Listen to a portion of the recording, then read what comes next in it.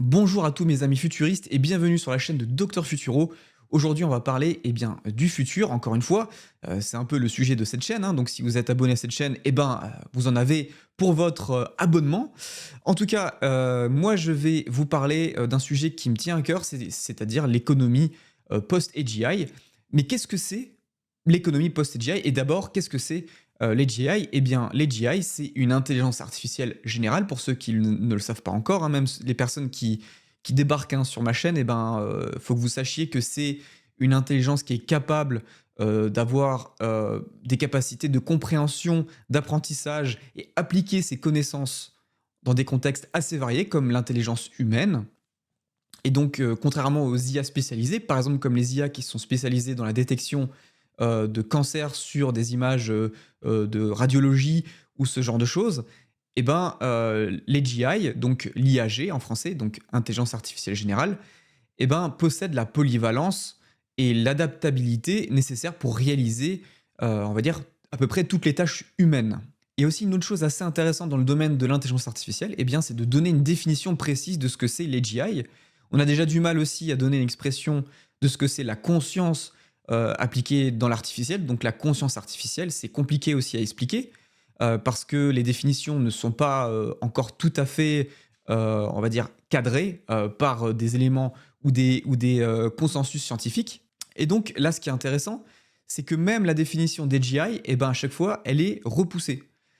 Pour vous donner un exemple, aujourd'hui, on a GPT-4 et GPT-4, en 2018, aurait été considéré comme une AGI. Mais suite aux avancements de la compréhension de l'intelligence artificielle, mais pas que, mais aussi de l'intelligence humaine, et de l'intelligence animale hein, de façon générale, on s'est rendu compte que c'était pas tout à fait encore suffisant pour la mettre dans la case AGI, même si il y a des papiers récemment qui viennent de sortir de DeepMind qui expliquent que en réalité, ChatGPT et tous ses collègues, hein, Bard, Llama 2 et tout ça, sont aussi également des AGI émergentes. Donc elles ne sont pas encore au niveau 2, c'est-à-dire comme des AGI compétentes, et ensuite comme niveau 3, AGI expertes, et ensuite AGI virtuose. Et au-dessus de la virtuose, il y a la super intelligence artificielle. Donc ça, c'est vraiment l'intelligence artificielle qui dépasse toute l'intelligence de tous les cerveaux humains réunis sur Terre. Mais pour l'instant, on n'est pas encore au niveau d'AGI compétentes, on n'est que au niveau d'AGI émergentes, donc les capacités sont prometteuses et on voit qu'il y a une émergence de capacités de raisonnement à l'intérieur de ces LLM, mais ce n'est pas encore suffisant pour qu'on les mette dans vraiment la case level 2, c'est-à-dire niveau 2, vraie intelligence artificielle générale compétente. Et donc, qu'est-ce qui va se passer quand on va développer une AGI? Il va y avoir des retombées énormes sur l'économie, sur la société en général, et on va avoir ce qu'on appelle une économie post-AGI. Donc ça, c'est une économie qui marque l'avènement donc d'une nouvelle ère propulsée vraiment par l'évolution de l'intelligence artificielle générale et par une automatisation poussée dans tous les domaines. Donc en fait, c'est un nouveau paradigme qui va naître et qui prévoit une réalité où le travail humain, tel qu'on le connaît aujourd'hui, va perdre son rôle central et va être rendu obsolète par des machines, du coup des IA, et des robots capables d'exécuter en fait nos tâches cognitives et physiques avec une efficacité bien supérieure. Donc on sait que la robotique va pouvoir remplacer les tâches physiques, mais l'AGI, elle va pouvoir carrément pas juste remplacer les tâches physiques si on l'incarne dans des robots donc dans le monde réel, dans les usines, mais aussi on peut parler d'un remplacement en fait de la main-d'œuvre cognitive. Et qu'est-ce que ça veut dire? En fait, c'est un terme qui fait référence aux travailleurs dont les tâches impliquent du coup le raisonnement, la prise de décision, l'apprentissage et la résolution de problèmes complexes. Et en opposition aux tâches du coup manuelles ou physiques. Moi, je considère que c'est un terme assez pertinent dans le contexte de l'AGI, où on peut envisager que justement l'IA puisse effectuer des tâches cognitives complexes qui étaient autrefois ou traditionnellement l'apanage des humains. En conséquence, ça va créer ce qu'on appelle une hyperabondance et l'AGI et l'automatisation pourraient générer une abondance vraiment sans précédente des biens mais aussi des services. Ce qui va réduire malheureusement ou heureusement pour certains considérablement en fait la nécessité du travail humain. Et cette hyperabondance a le potentiel en fait de libérer l'humanité des contraintes du travail de labeur, de la production, et de tous ces éléments qui sont pas trop, cool pour les humains. Ensuite, on va avoir une mutation, eh bien, des emplois. Je pense que des nouveaux métiers vont émerger suite à l'avènement de l'intelligence artificielle générale. Des métiers qui vont probablement, dans un premier temps, mettre toutes les qualités humaines en avant, c'est-à-dire l'empathie, la créativité, la compassion, le côté relationnel. Je pense que ces métiers vont vraiment prendre beaucoup d'importance, mais aussi les métiers, dans lesquels les humains, eh ben, ils aiment bien, que ce soit, en fait, d'autres humains qui les fassent. Pour vous donner un exemple, ça fait depuis, 1999 que Garry Kasparov a été, battu par une machine, notamment au jeu d'échecs, mais ça n'a pas empêché, les humains d'aller voir des compétitions, d'autres humains, jouer aux échecs. Donc c'est pour vous dire qu'il y aura certains métiers, certaines branches, de métiers qui ne disparaîtront pas, parce que, voilà, être un humain et être dans la communauté humaine, ça fait partie, en quelque sorte, de notre côté qui reste tribal, le fait de rester dans une tribu. Et donc, parfois, pour certains métiers, je pense qu'on préférera que ce soit des humains qui les fassent que des machines, bien sûr, quand ça sera possible. Parce que, par exemple, les métiers dans le domaine, de la santé, c'est très compliqué. C'est des métiers qui sont en manque d'effectifs. Donc là, effectivement, on pourrait voir, peut-être, des humains complémenter les machines sur le côté relationnel, affectif, mais ça sera peut-être pas suffisant, donc il y aura beaucoup plus de machines, dans le domaine, je pense, de la santé, voire même, totalement des machines partout.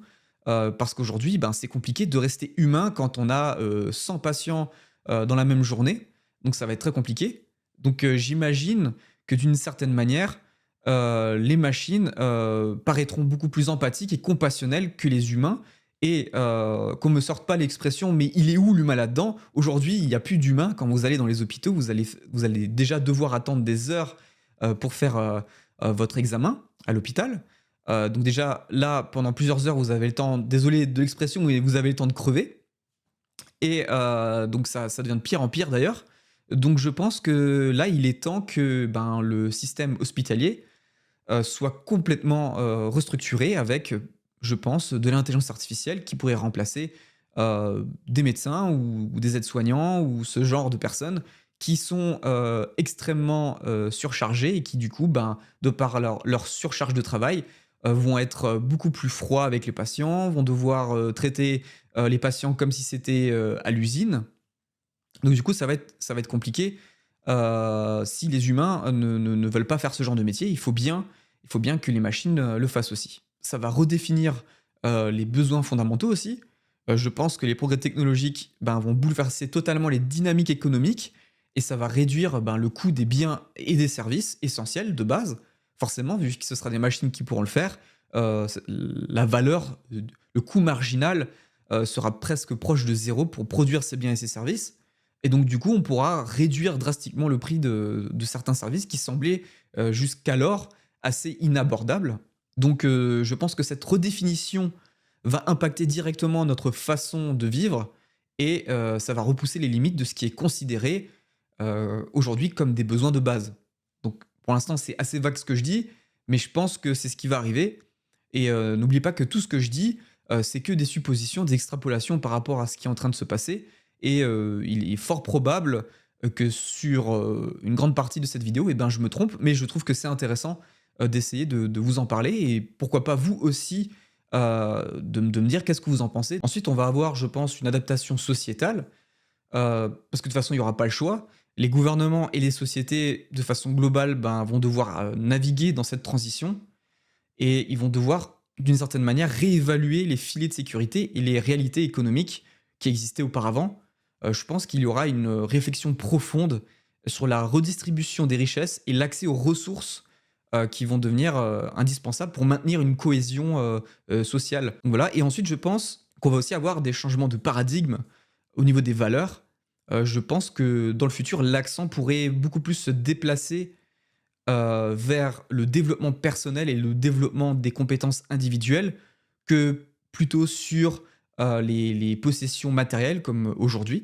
Et donc les bénéfices immédiats et apparents qu'on va avoir, assez rapidement, et qui vont être propulsés par les GI, eh bien, ça va être l'abstraction des limites, cognitives humaines grâce à l'automatisation et à, l'intelligence artificielle qui annonce vraiment une révolution de la productivité. Et donc, on va vraiment avoir une amélioration, je pense, significative de la vitesse et de l'efficacité cognitive, et qui va largement surpasser les capacités humaines.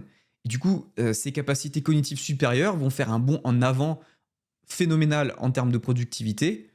Donc du coup, libérer les humains des tâches répétitives, vraiment au sens littéral, hein, et libérer du temps pour les activités beaucoup plus enrichissantes, vraiment qui vont permettre, en quelque sorte, de réinventer, je pense, la notion de travail. Heu, le travail d'ailleurs, qui est souvent considéré comme de l'esclavage aujourd'hui, je pense que ça sera, quelque chose qui sera plus autant nécessaire, mais il y aura toujours la notion de travail à l'intérieur de la société, mais ce sera pas comme aujourd'hui.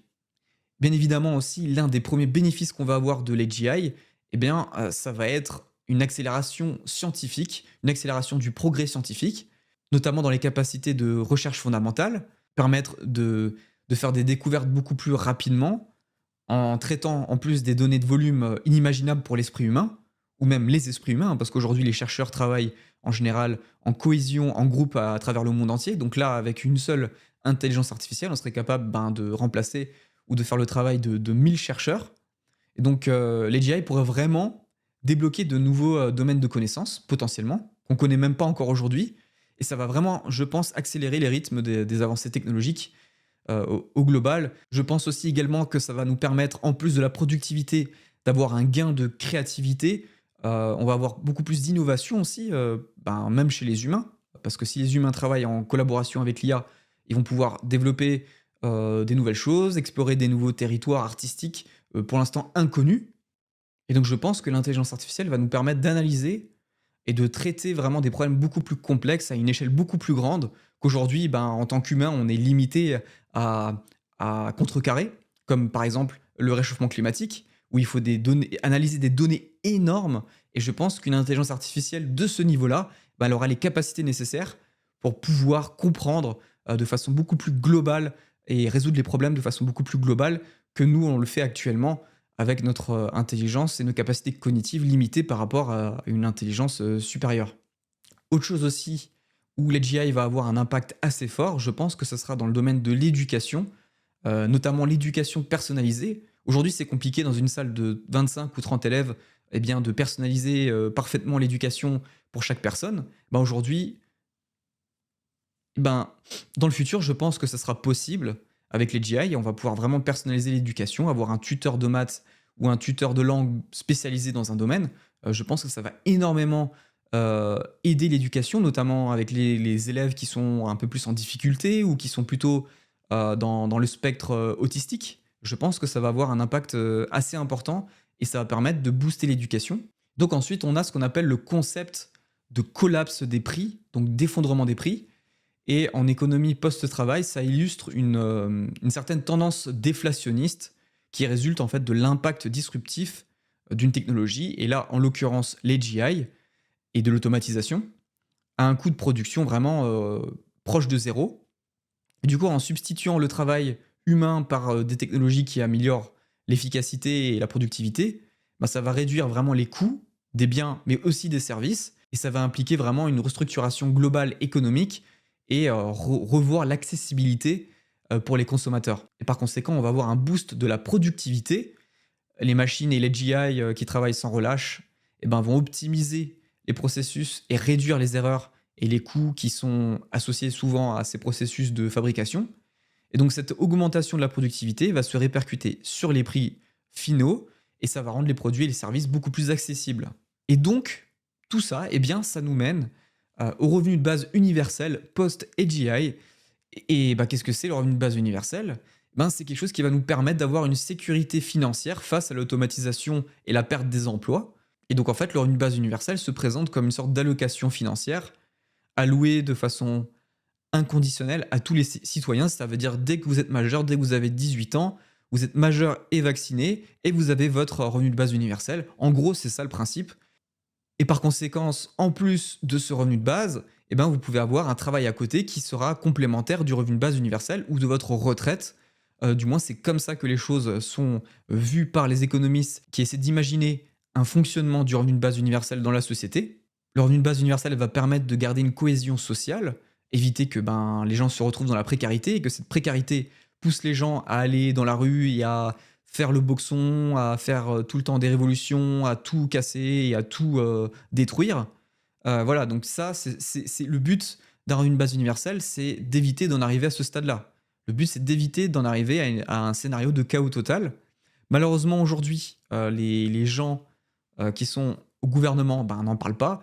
Au contraire, Emmanuel Macron parle tout le temps du plein emploi. Même Joe Biden aux États-Unis, il parle tout le temps du plein emploi, essayer de réduire le chômage et tout. Ok, c'est une chose pour l'instant, mais il faut aussi préparer le jour où l'emploi sera menacé par l'automatisation.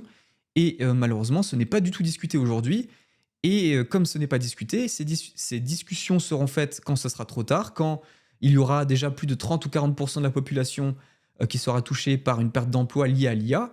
Et là, ça va être très problématique pour l'économie, mais aussi pour les situations de tension. Il va y avoir beaucoup de tensions à cause de ça. Donc pour éviter d'arriver à avoir ces tensions, il faut effectivement commencer à parler dès aujourd'hui du revenu de base universel. C'est censé être un sujet principal de discussion par rapport à la révolution et au tsunami technologique qu'on va vivre dans les prochaines années. Malheureusement, ce n'est pas discuté et ça risque de mener au chaos si on doit à la dernière minute changer tout et tout préparer à la dernière minute quand les choses sont là. Et c'est souvent malheureusement le cas. Le gouvernement n'est pas assez proactif. Sa vision est limitée en général au quinquennat, au fonctionnement du quinquennat, mais pas plus loin que ça. Il n'y a pas une vision à long terme des choses.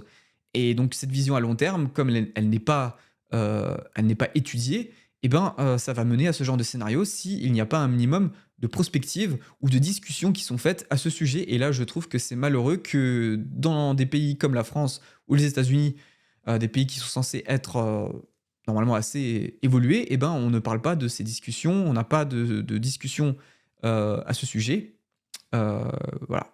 Et Elisabeth Borne récemment a demandé à faire une agora sur l'application où on demande aux gens leur avis sur l'intelligence artificielle, mais je ne suis pas sûr que si maintenant vous dites tous qu'il faut commencer à parler du revenu de base universel à cause de l'IA, qu'ils vont prendre l'information au sérieux, pour l'instant.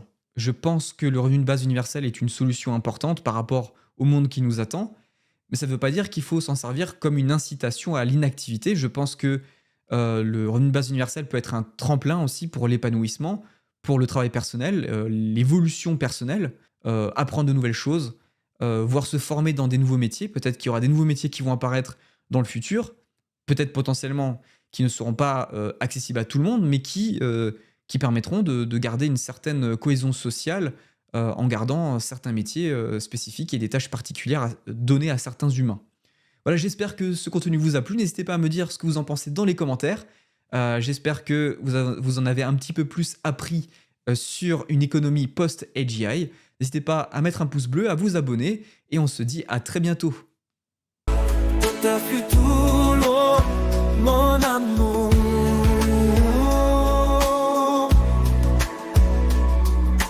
tu as aussi beau avoir jour, avec tes lunettes de soleil, tu me fais toujours chavirer. Chaque nuit je rêve de toi, Docteur Futuro, je suis à toi.